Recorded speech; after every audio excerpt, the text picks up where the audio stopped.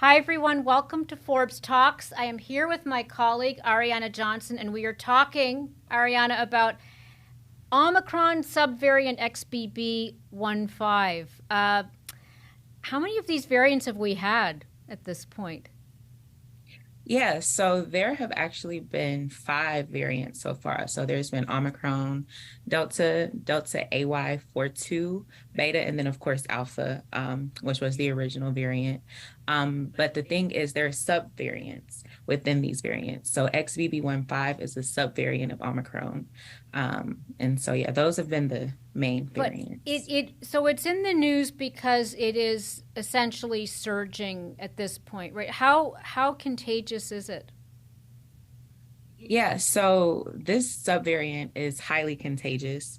Um, Currently, there's about, especially in the Northeast, it makes up around 73% of cases in the Northeast. And it's the most contagious, the most prevalent subvariant in the country right now. It makes up about 43% of cases so far. So, yes, it's highly contagious, highly transmissible. But of course, contagious and severity is very different things. So it seems like it's not quite as devastating as certainly early in the pandemic.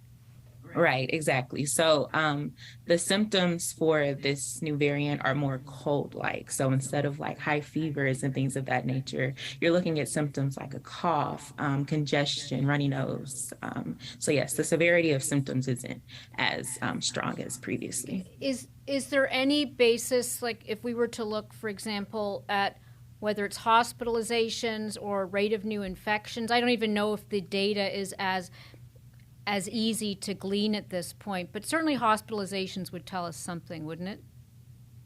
Yeah, for sure. And so when we're comparing the number of hospitalizations now to the peak, like around this time last year, January 2022, there were around 150,000 weekly hospitalizations then, whereas now it's about 5,700, excuse Oh, me, 5,700. hospitalizations. So it raises an interesting question since a lot of people are wondering how to prepare for it. First of all, is the vaccine the right way to go? Does this particular vaccine that's out protect against this subvariant?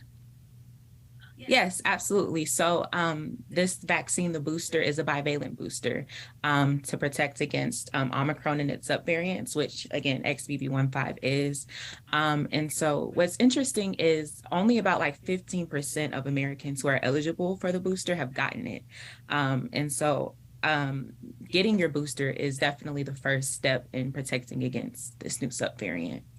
And the other question is about the public health reaction, which is in the past, there have been times when we've locked down, where restaurants have closed. I think we're past that at this point. But should people be avoiding public places, or is there any guidance from the CDC as to how seriously to take this subvariant if it's a tantamount to a common cold? Yeah, so the CDC still recommends masking in public areas. And so still recommends social distancing, especially if you've come in contact with someone with who's been infected with the virus. And so there's still restrictions or not restrictions, but methods put into place like Mm-hmm. masking and social distancing that the CDC still recommends. But as far as like being outside, there aren't any restrictions of masking outside. It really depends because the CDC labels different areas as high risk. And so it has different recommendations for like high risk, low risk, medium risk areas in the country. So, what else do you think people need to know, whether it's in terms of the numbers that we're seeing or the degree of concern that people have? We're now into the third year of this pandemic, and what is this now becoming normalized? We should expect more variants and subvariants going forward, and it's just now part of the population, or is this the natural course of something that's going to die out and we'll move on? Yeah, well, things like this, they tend to keep mutating when it comes to like the general public not being or having herd immunity.